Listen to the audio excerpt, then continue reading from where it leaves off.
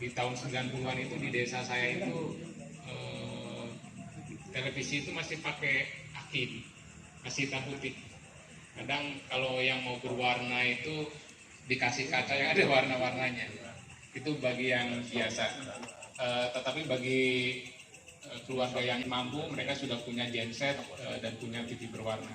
Nah, di bulan September akhir itu era Orde Baru itu wajib nonton film G30 SPKI. Jadi kita udah siap-siap untuk lihat film itu. Nah, setelah saya beranjak dewasa, ternyata sejarah itu banyak versi. Jadi ada versinya Orde Baru, ada juga versi orang-orang yang dilupakan gitu. Nah, ketika Pak Gus Dur jadi presiden, beliau mencoba untuk merekonsiliasi sejarah, karena sejarah kita itu selalu dibenturkan dengan dendam masa lalu.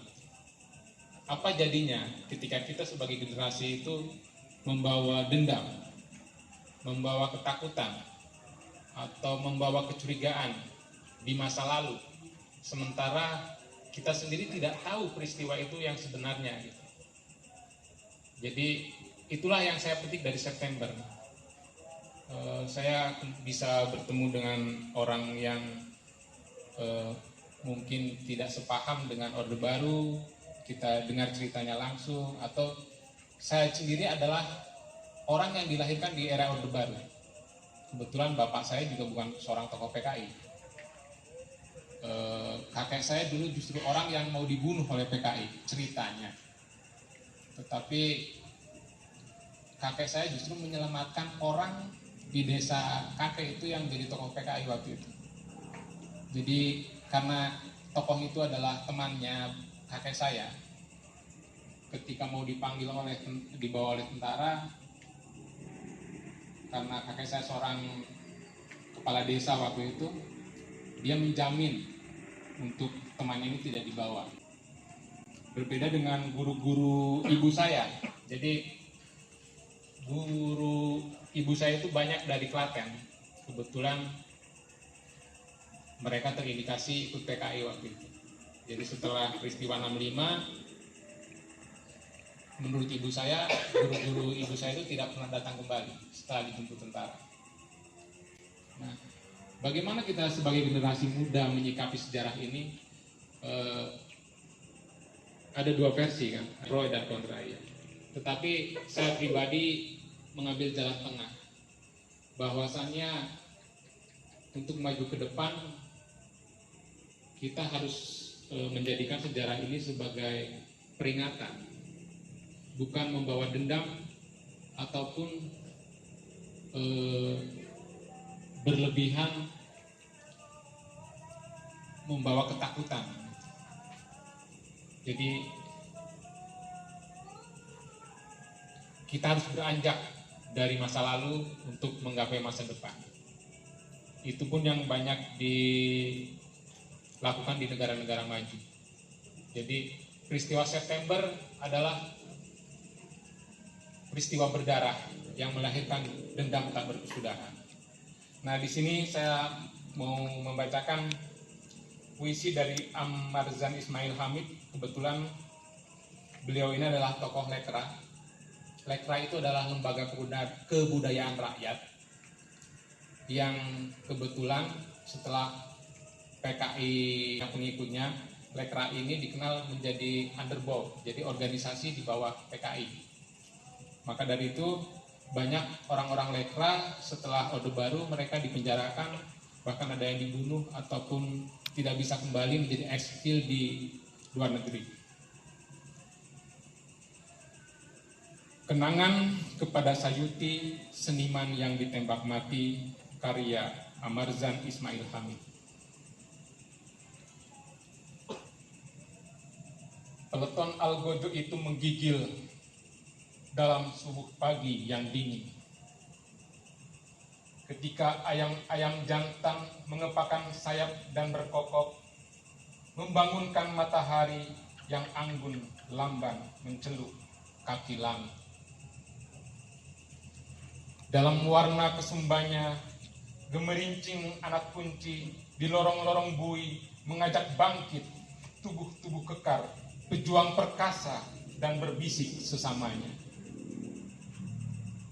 Sayuti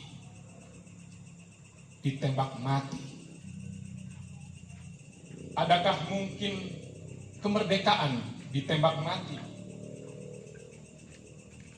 Adakah mungkin memasang nyanyi dan keyakinan dari pejuang yang ikhlas, sadar, dan setia menumpahkan darah bagi harapan dan hari depan? Dan dari kamar sipir menggema perintah itu, disambut peleton pengawal. Keluarkan sayuti, 12 peluru sampai mati. Fodori, bangsat itu tak meminta ampun, tapi minta peluru bagi hidupnya.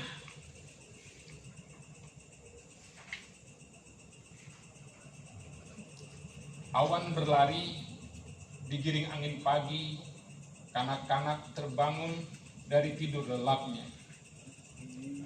Terbangun dari mimpi manisnya, cinta dan harapan seorang ibu.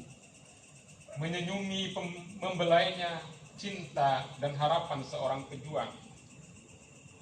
Menyenyumi menumbuhkannya, bau tanah baru dibajak, harum bunga pegunungan, atau siul nyanyi gerilya yang bercanda di perbatasan, atau selendang merah kesumba yang melilit di leher jenjang. Ai, kemerdekaan. Adakah puisi paling indah kuasa menyanyikannya? Dan sayuti pejuang itu bangkit dari balai betonnya, membusungkan dada bidangnya dan tersenyum. 12 peluru sebentar lagi akan bersarang di situ. Cahaya fajar mengintip dari kisi penjara dan diucapkannya selamat pagi. Selamat pagi kemerdekaan. 15 Agustus hari itu tahun 1947. Dan di penjara Pulau Simardan, angin kemerdekaan mengantar nyanyi, dan itulah nyanyi yang mengantar sayuti dan puluhan lagi ke depan peleton Algojo dengan semangat singa jantan tak tunduk walau seanggup. 2 hari yang lalu Syekh Ismail dan kini sayuti. Tapi apa bedanya darah pejuang yang tumpah membasuh bumi dalam setia dan kasih sayang? Syekh Ismail yang berkata dengan lantang di depan algojonya, halal darah feodal, halal darah penjajah, dan tiada dosa bagi pejuang yang menegakkan kemerdekaan. Dan ulama itu ditembak dengan semangatnya berkibar di puncak-puncak kemerdekaan. Hai kemerdekaan, adakah melodi paling murni kuasa menumbangkannya? 12 napang telah dikokang, diacungkan kepada bidang sayuti yang tegap menantang. Dan di balik kisi besi, membubul dendam yang kian meninggi. Hai penjajah, akan datang suatu hari api membakar seluruh negeri. Peleton Algojo itu menggigil dalam subuh pagi yang dingin, dan langit pun menggigil ketika 12 peluru serentak ditembakkan. Lelaki itu pun tumbang. Sayuti, pejuang dan penyanyi, warga kota masih melihatnya di panggung-panggung terbuka menyanyikan kemerdekaan.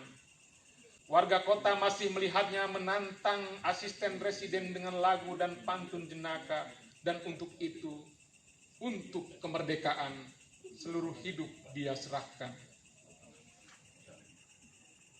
Demikianlah nyanyian kemerdekaan di mana-mana. Untuknya seluruh yang terbaik dari hidup manusia direlakan. Hari ini Sayuti kemarin, dulu Syekh Ismail, dan berpuluh beratus lagi tegak berdiri pada tempatnya, membentengi pantai dan gunung, dan nyanyian itu meninggi dan kian meninggi. Kemerdekaan untuknya lah bayi-bayi ditumbuhkan, untuknya lah tiap hidup dipertaruhkan, dan negeri ini pun bernyanyi dan senantiasa menyanyikan kemerdekaan. Jakarta 1963 dimuat dalam Harian Rakyat Minggu 18 Agustus 1963. Terima kasih. Wassalamualaikum warahmatullahi wabarakatuh. Mas. Saya tuh sebenarnya nggak ngerti, terutama saya sih terkait lekra itu. Tadi kebayangnya itu lekra